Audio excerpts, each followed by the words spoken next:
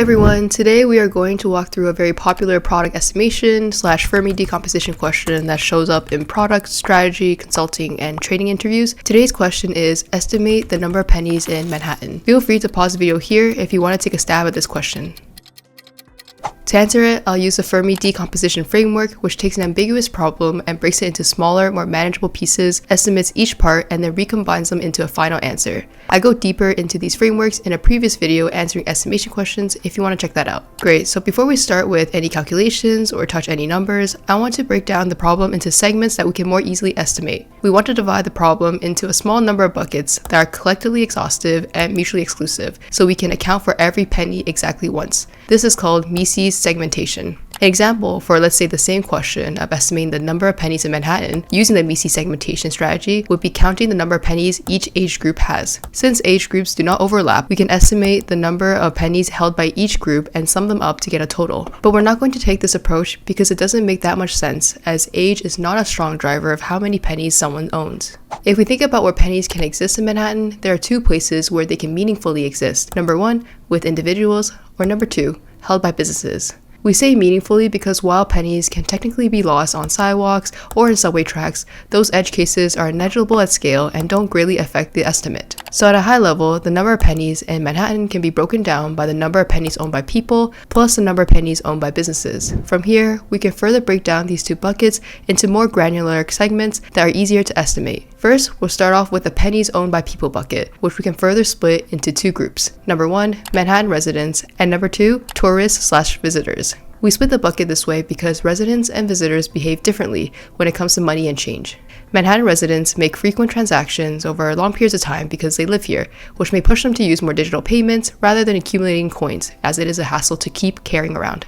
Also, because they live here, they also have a place to store that change at home. This means that we can break down the number of pennies owned by residents to equal the number of pennies on them plus the number of pennies left at home. Next, for tourists, they have short-term and transient behavior. Any pennies they receive tend to stay in circulation on their person for the duration of their visit, since they don't have a local place to store them and are more likely to spend or discard small change as well. So for the number of pennies that a visitor owns, we can just count the number of pennies that are on them. Visitors tend to bring a lot of cash with them because they're in a foreign country, and a lot of places may not take their credit card as well. Additionally, visitors don't have a place to store their pennies to because they're not staying in a place for a long period of time, so they're not leaving coins at home. Next, let's look at businesses. When we say businesses, we're talking about places that regularly handle cash. For example, restaurants, cafes, retail shops, and laundromats. These businesses keep pennies primarily to make change. Most of these pennies live in cash registers, and they might have some emergency coins in the back in case customers need more change. One important group to call out within the business segment includes banks. While banks also handle cash, they operate at a much higher scale. They hold significantly larger quantities of coins for storage and distribution rather than just day-to-day transactions like the other businesses. Because of this, it also makes sense to estimate banks as their own category. So for the business segment, we can break it down into the number of pennies that businesses have, excluding banks, plus the number of pennies that banks have as well. So to recap, here's the formula we'll be using to estimate the number of pennies in Manhattan. So the total number of pennies in Manhattan is equal to the number of pennies carried by residents, the number of pennies stored at home by residents, the number of pennies carried around by tourists and visitors, the number of pennies held by businesses,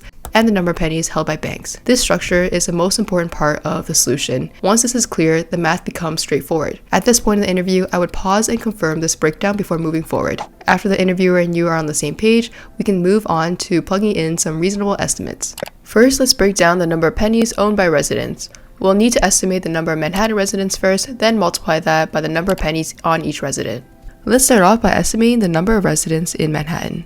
I know that New York City has about 8 million people across 5 boroughs, which averages out to about 1.6 million people per borough. Since Manhattan is the most dense borough, I will round that up to around 2 million residents. Now let's estimate the number of pennies carried around by residents. Most people carry a wallet, and wallets usually get too full or heavy at around 10 coins. There are 6 common US coin types, which would suggest roughly 1 to 2 pennies if every coin is evenly distributed. In reality, pennies are low value and often removed, such as being donated as tips. With digital payments becoming more and more popular, people carry around even fewer coins. So with that logic, let's assume 1 penny per resident in their wallets. So with that math, we can calculate that with 2 million residents and each of them has 1 penny on them, that's equal to 2 million pennies on residents in Manhattan. Now let's estimate pennies stored at home, which mostly come from loose change kept in places like coin jars, drawers, or bags.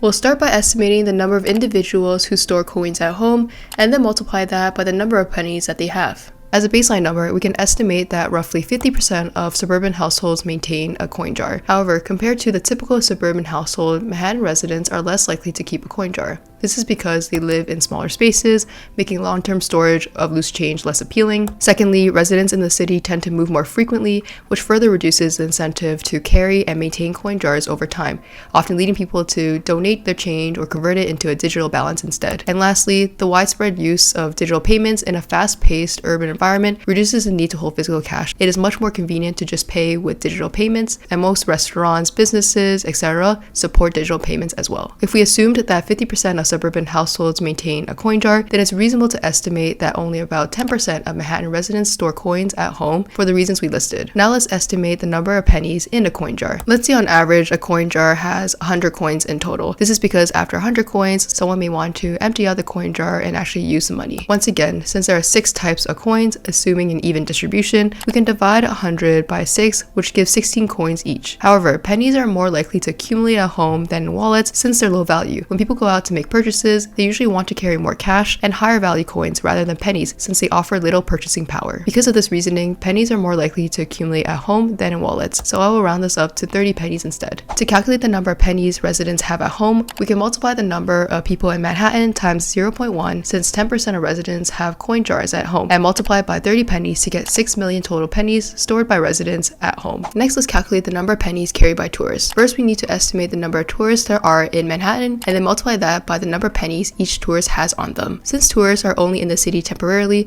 they don't meaningfully store or accumulate any pennies at home. As a result, we only need to count the pennies that they're carrying. Manhattan is one of the most tourist-dense places in the world, and we can estimate tourists at about 25% of the resident population, or 500,000 people at any given time. As a quick sanity check, this means that 1 in 4 people in Manhattan are tourists, which sounds about reasonable. Now to calculate the number of pennies per tourist. Tourists tend to withdraw more cash because they don't want to worry about whether cards are accepted everywhere, foreign transaction fees, and prefer having cash available for convenience. As a result, they carry more physical change, and since they're constantly on the move, loose change tends to stay in their wallet or pocket. Earlier, we estimated that residents carry about on average 1 penny on them at any given time. For tourists, we can reasonably assume a higher number, so I'll estimate around 3 pennies per tourist. We can take the number of tourists and multiply that by 3 to get 1.5 million pennies that tourists have. Now let's estimate the number of pennies a business has, not including banks. This includes the typical restaurant, bodega, retail store, laundromat, etc. First, we need to estimate the number of businesses in Manhattan,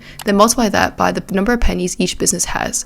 To estimate this, I believe that there is roughly 1 cash handling business for every 100 people. Since we estimated 2 million residents in Manhattan, that gives us 2 million divided by 100, which gives us 20,000 businesses. To estimate the number of pennies each business holds, we can start with the fact that businesses need pennies on hand to make change, especially in a tourist-heavy part of the city. Given that, I'll assume that each business keeps about $5 in pennies, or 500 pennies. Multiplying 200,000 businesses by 500 pennies per business gives us a total of 10 million pennies held by businesses in Manhattan, not including banks. And lastly, we want to estimate the number of pennies held by banks. To estimate pennies held by banks, we first need to estimate how many banks there are in Manhattan, and then multiply that by how many pennies each bank holds. Banks play a central role in cash distribution and storage for the city, which means they hold far larger quantities of coins than typical businesses to support withdrawals and deposits across the city. Earlier, we assumed roughly 1 business per 100 residents. Banks serve a broader customer base because they are visited less frequently than an everyday business, so we can assume that 1 bank serves 500 residents. With 2 million residents, dividing by 500 gives us 4,000 banks in Manhattan. Since banks hold coins in bulk, it's reasonable to assume each bank keeps a small but non-trivial reserve of pennies. Since we estimated that a typical business holds about $5 in pennies, it makes sense that a bank would hold roughly 100 times more than that amount,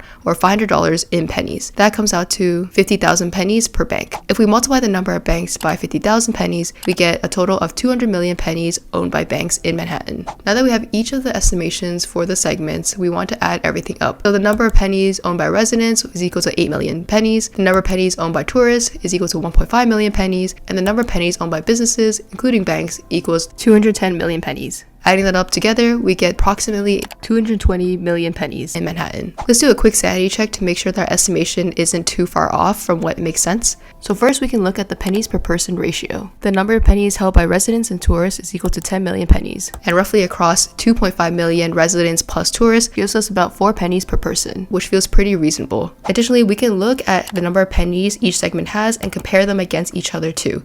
Banks hold the most number of pennies, followed by businesses, then residents, and then finally tourists. This ordering makes sense, which gives me confidence in this estimate as well. It would have been a bit of a red flag if the number of pennies owned by residents was very close to the number of pennies owned by businesses. And that's it for the solution. Hopefully this walkthrough helped illustrate how to approach this product estimation question in a clear and structured way.